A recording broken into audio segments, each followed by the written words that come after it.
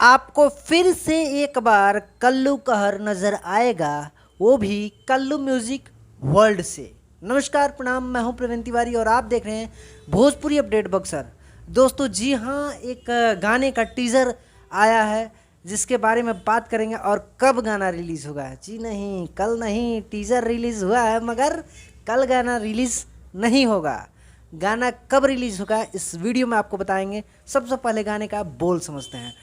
ठोरवा ए बलम जी, जी हाँ, ठोरवा ए बलम जी ये गाने का टाइटल है और गाना को अरविंद अकेला कल्लू जी गाए हैं, यानी कि सोलो सॉन्ग है।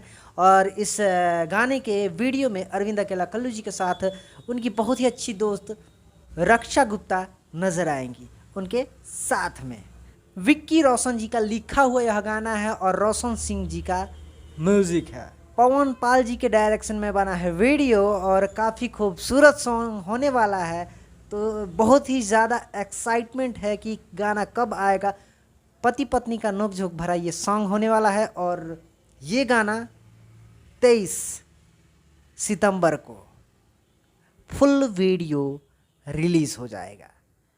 तो ये एक अपडेट था, आप लोगों को कैसा लगा कमेंट बॉक्स में कमेंट करके ज़रूर बताइएगा। और कल्लू म्यूज़िक वर्ल्ड को जाकर सब्सक्राइब कीजिए और इंतज़ार कीजिए गाना का। मिलते हैं अगले वीडियो में, तब तक के लिए दीजिए इजाज़त। नमस्कार।